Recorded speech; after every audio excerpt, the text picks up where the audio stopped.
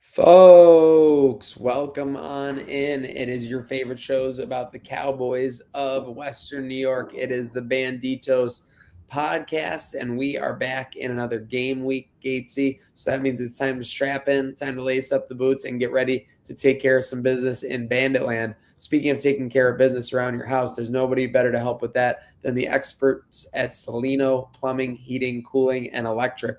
Call 6-8 Flush and make sure your problems and make sure your house is championship caliber as we head into 2026. Gatesy, that's what it's about for the Banditos. They have 2 games left on this side of the calendar, and then one of which being tomorrow night against Halifax, back in the saddle in Banditland. Yeah, it feels like a lifetime since the Bandits last played. And, even thinking about the Sabres, they've played 3 games at midnight this week, and it's been since November since we last saw the Bandits play a big win in their home opener in the banner raising night. So I'm excited to see Bandits back in Banditland tomorrow night, Maniac. Seriously, you have my condolences. I mean, the Sabres have been winning, but I've seen the win more, lots more. I've had you up till about 1:30 a.m., 2 a.m. So all respect and a little clap there for Gatesy on the work he's doing. But yeah, everyone's doing that work as we get into the holiday season, Gatesy. So obviously we've got the Halifax Thunderbirds. We've got some schedule stuff to get to. We've got the team and the Josh and the Dane vibe of it all. But figured it might be fun to cross off our Christmas list with some of these Banditos. So who are we going to be breaking down from the roster here? Yeah, I think my first one, I got to go with a guy, Mitch DeSnoo, someone who is reliable. He left, he found success. He's back with the Banditos, and he's really the driving force of what this team is. This reminds me of a classic Rudolph situation, a guy who didn't get, that high praise. He leaves, he comes back. First game, he's really driving this Bandits from the defense into the offense. He had a great assist on, I believe, the Dane goal. And that's something that reminds me of Rudolph a little bit, a guy that can show up, maybe a little unsuspecting under the radar and, really get this team to the next level. And I'm excited to see what he does for the Bands this year because he's really exceeding the expectations I had for him so far. Seriously, DeSnoo has been rocking and rolling, filling in everything we can need, obviously, on that side of the ball. Again, only 1 game. So, like we said, it's there's a lot to come this season, but you like what you're seeing so far. So, going next into our list here, just pulling it up. So, that's your Rudolph. What about our Santa? I guess we got to look for who's giving us all these gifts, who's taking care of us in this holidays. You think about a guy giving out gifts. There's no one better than Josh Byrne. He had 4 assists last game. He's someone that surprised me too last game. Where I don't know if I had just such low expectations for how this team could be, but they elevated their game and he's dishing out passes left, right, and center in the offense. I like that. I like that. Yeah, the guy who keeps giving, Josh Byrne for sure. Okay, so we've got our Santa, we've got our Rudolph, Mitch DeSnoo and Josh Byrne, 2 guys working in conjunction there. Yes. So now we're getting into some more folklore characters. Before we get into the potentially negative side of the holidays, who do we have for our Frosty the Snowman? Who's the one holding this? Who's a holly jolly soul out there? For me, like the most holly jolly guy has got to be Connor Farrell. He shows up, he does his job, he's got a smile on his face. I remember was it the video last year of him just in a scrum on the board, just laughing, having the biggest smile on the face, like he's a kid on the playground, but he's just getting lacrosse sticks punched into him. He's hitting other guys, and he's a guy that just brings joy, I think, every day. Yeah, and even when he doesn't get milk, even when he melts, sometimes there's always another face-off coming. He'll come back someday, just like Frosty the Snowman for sure.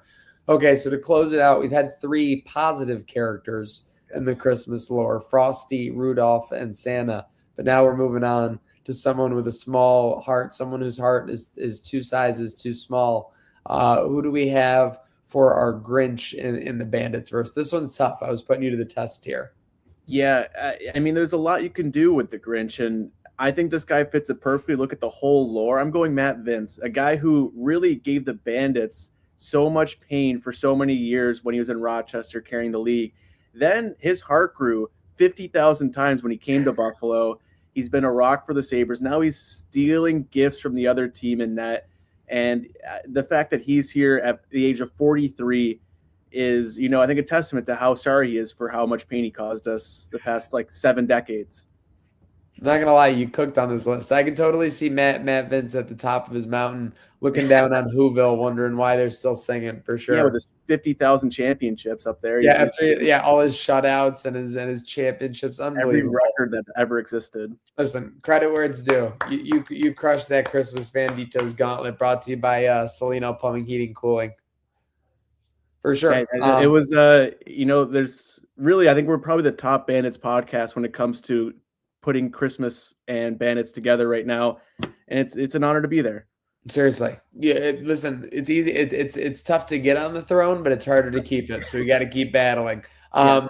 So again, shout out to the team at Cellino. Speaking of teams, okay, so we got Halifax Thunderbirds coming in here, Gatesy. Not perennially a noisemaker recently in the NLL, but that didn't stop them in their opener against Oshawa, an 11-2 win. You don't typically see, such a low-scoring performance in the NLL, but holding Oshawa to 2, including a second-half shutout, Gatesy. Yeah, you think of a low-scoring game. You look back to last year against Saskatchewan, it was 6-5, and it's this game had 0 goals. But the fact that they were able to hold a team to 2, it's like a new franchise, new location, but you can't overlook a score like that at all. Doesn't matter who they're playing. Oshawa actually had more shots on goal. So we had crazy Tendi for the Thunderbirds, 49 saves. Warren Hill. So apparently, listen, we know Matt Vince is a brick wall, but Warren Hill is pretty bricked up as well. With that said, we were talking about Connor Farrell not too long ago, Gatesy. That was where Halifax made their killing against Oshawa. They won just close to about 90% of the faceoffs. Can't have that number in the NLL. You're going to be beat every time. Yeah, 100%. And, that was a kind of a concern last season with Connor Farrell. And, as the season went on, we got in the playoffs, that concern went down a bit more. But, he's a guy that you look at how the Bandits win a championship. It's, they've been there, done that. They know how to do the little things correctly. And winning your draws is 100% a part of that. So, that's going to be a big piece on Saturday. And, I'm just excited to see what Banditlad brings for game 2 for them. Yep. So we'll get into the numbers of it all in a little bit. But let's talk the schedule. So I know, yes.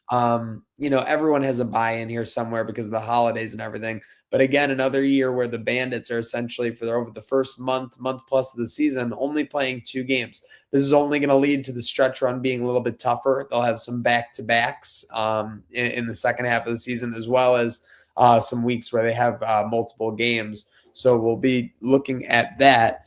But what do you think is the key, for these guys? I mean, they obviously play lacrosse all year round. You have Josh and Dane in the PLL and more. But as an athlete, what's the key to staying loose early in the season when you don't want to do too much, because obviously it's a 5-month season, but you got to be eager and anxious to get out there. Yeah, it is probably really weird especially with how this NLL season was, where we didn't know if we were going to have a season just a couple months ago to, you play one game, you're off a week, another game, you're off a week. And you probably nice from the fact that you have a lot of guys in their 40s currently on the Bandits and don't want to throw them into 4 straight games right off the rip, and good luck, guys, the rest of the season. But, my worriedness isn't as strong after what they did last year, having a schedule like they did. And they were playing they found to play their best across down the stretch to get them ready for the playoffs. We had some worrisome weeks in there last year, but, it's hard to doubt a team that's have so much experience in this league, not only in the regular season, playing so many games, having basically every title you could have in scoring, goaltending, whatever, but also just the championship success, the playoff success. So there's a lot of leadership there. But yeah, I'm not super, super worried. I'm just always a little scared down the stretch playing so many games in a row. I mean, I think it's it's just a little bit more obvious in the NLL, the difficulty of schedule, because everyone plays close to the same teams. In the NFL, it's less obvious because the first place team plays the first place team in the AFC South from the year before. There's sorting like that. For the NLL scheduling, it's clearly based on the buys. It's clearly based on the breaks. It's going to be a tough second half of the season. I think you kind of hit the nail on the head, though, is that you can't worry about the back-to-backs and the long season of March and April right now because nothing's given to you in the NFL, or sorry, in the NLL. Nothing's guaranteed. There's no cakewalks. There's no, the Bandits. And another thing is with the Banditos being back-to-back champions. I mean, it's like you're never going to get anybody down for a game. Every single team is looking to prove that they should be in contention that year and that, this is their spot. This is their championship. So Halifax will come in to Banditlad tomorrow looking to prove something. But I think when you look at the same, like teams being on an even keel or schedule, again, I would not be surprised if the Bandits struggle again once it gets to March, April when they have that difficult schedule. But that's why, just like last year, you want a strong start. You want to start 4-0, 5-0. So eventually when you break down to that 500 ball that you start to play, it doesn't become anything that endangers that playoff opportunity. 100%. And I think that's going to be the key for the Bandits is just play their game. They don't have to do anything insane this regular season, get to the postseason. We've seen how they've played where, look back to 2 years ago, they were an overtime goal away from being out in the first round. Oh my God. I can't describe how close that was. It's very much for me a survive and get to the postseason. And from that point, you crank it up to 110 and go from there. Yeah. You kind of like the playoffs is that last turn in the Kentucky Derby. Then that's when you start going as fast as you can for sure. All right. But yeah, like eyes will be on that last turn. But again, long season ahead. Speaking of eyes on who in this Banditos Thunderbirds matchup. I'll start us off, Gatesy. Yeah. For me, I think we saw great returns last week from Deoga, from Ian McKay, from Josh, from Dane, of course, the clapper. Tage kind of did a clapper on that takeaway. He kind of did the Deoga equivalent. But I'm going to be looking for the young calf. I know that the old bulls can deliver, but I'm looking for the young calf. I'm looking for Chris Scanlon, 81. Let me give me some offensive pop. Let me get some depth scoring, and let me see that this Bandits team. Again, we said it. The strength last year was that they constantly had guys like Frazier, guys like Cloutier, always picking up the slack when they needed to. They're going to need new guys to do that this year, and I would love to see Scanlon do this at the start of the year and start out strong, Gatesy. 100%. And he was a guy last year who played a couple games, and he was just a workhorse. He reminded me. Scrappy. Yeah. He just showed like a spark plug. So I think he's going to be a big key, like you said there. And I'm also going to look offense. I was originally thinking like Matt Vince. He's 43, but it's like, I'm always going to be looking at him because he's just – I can't move like that at 25. I don't know how he's doing that at 43. So props to him and this Bandits team. But I'm looking at, I don't want to give two answers here, but their names coincide together. But Josh Byrne, Dane Smith. You saw Halifax only scored 2 goals or only gave 2 goals last game. Yeah. I want to see what this Bandits offense does against a team that really shut things down last game. So yeah, 2 guys. Dane had 4 goals. Josh had 2. They're putting up points. Let's see what that looks like against a Halifax team. Yeah, I can't disagree with you there. And speaking of Dane and Josh goals, we have a new recurring segment on the Banditos pod when we have a game week. We'll take a guess on who is going to have more goals, Josh Byrne or Dane Smith. We'll keep track of our records, and we'll track it throughout the year. So like you said, Dane Smith in the opener dropped a 4-piece. It was the power of 4 for Dane Smith. And then you had Josh Byrne with 2. I expect that to flip in this game. I do expect them both to score at least 2, but I think that Josh Byrne is going to have more goals this game than Dane Smith. I think the defense for Halifax is going to cue on Dane just a little bit more after his full 4-goal performance. They're going to forget what 22 can do, and he's going to remind them. I love that answer a lot, and I think this might be a flip-flop scenario where teams are going to have to, pick one, and the performance we saw from Dane Smith 2 weeks ago it's like he brought back the time machine. It's impressive what he's doing, but the jump we've seen in Josh Byrne's game from how injured and hurt he was in the playoffs, where he was fighting every single night to get out there to win a championship, to game 1 where he looks fresh, he's moving quick. Yeah. I think we're going to see a bigger performance from Josh, and I like that call from you. I like that. So we're on the same page. Maybe let it burn. Obviously, our guys, we support them both. But let's Oh, face it, those are the alpha dogs. It's very much like the Josh Burner, Dane Smith aspect of the offense. Kind of reminds me. Now they obviously came first. This is the chicken or the egg. Do you stop? Do you dedicate your entire game plan to stopping Josh Allen, or do you now focus on James Cook, who's like a 1,500-yard guy? yep. Kind of reminds me of that in the NFL. So yeah, it'll be very interesting to see how they attack him, who they try to take away, and who steps up in the face of that defense for sure. And even the secondary scoring, Nanico got in last game. Yeah. I'm interested to see, as Josh and Dane continue to be the eyes of the other team's defense, who can step in when we're missing, Frazier, and some key pieces from last year. So excited to see what tomorrow brings. And we'll see if Steve, the scoring touch Priolo, can find the twine again. The captain. Seriously. Oh, captain, my captain. But as we wind down here on Banditos Pod, first off, shout out everybody for tuning in on this Friday. Exciting weekend ahead with a lot of sports. So we're glad you're tuning in with our Banditos before everything else gets going.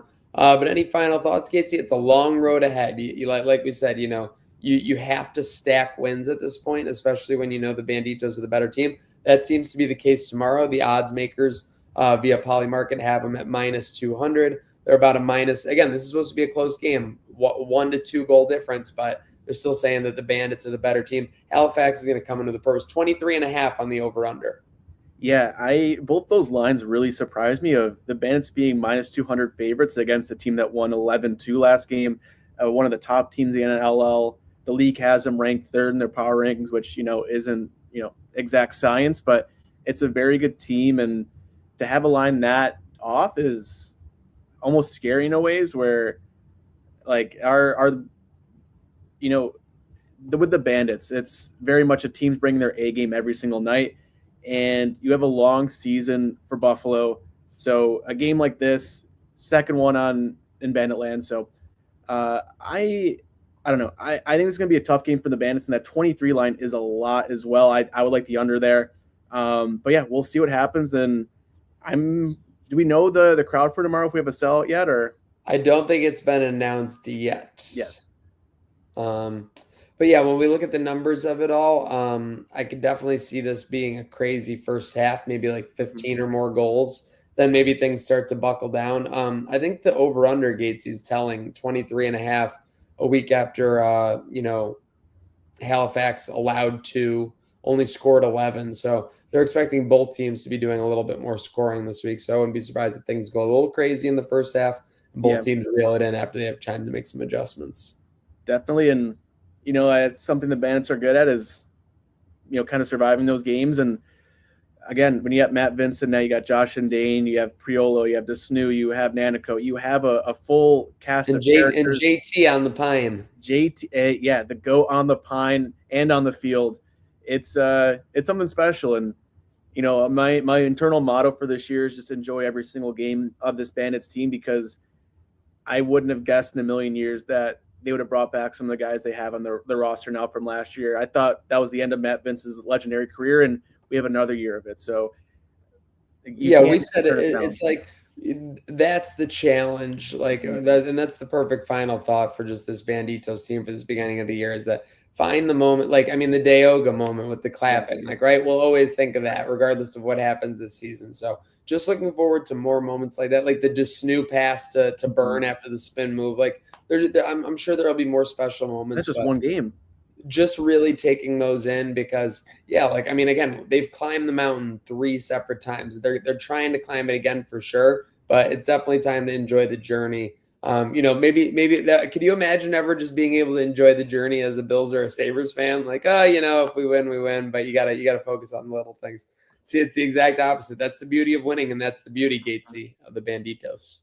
It is, and I don't know if you saw the league posting the home attendances from week 1, the differences between Banditland and the rest of the league, but shout out Banditland. 3 back-to-back championships have something to do with it, but those numbers were always a little discrepancy, miles above. For sure. Yeah. So it's awesome to see, and again, there's no experience quite like that at Banditland. So I'm hoping the crowd, we get the chants back in order, everyone on the same page. That's Come on, can't be going too early with those asshole chants. We guys. can't win on the field Or you if suck. our box chances are off. So we'll see what tomorrow brings, though. Yeah, let's be unselfish out there with the chants. Remember, there's no I in team, but there is in Cellino, plumbing, heating, cooling, and electric. Make sure your house is championship caliber as we head into 2026. Gatesy, we rounded them up in another episode of Banditos in the books. It's time to beat Halifax. That it is, and can't think of a bad reason to go 2-0. Seriously, let's lock in and let's have a good weekend now.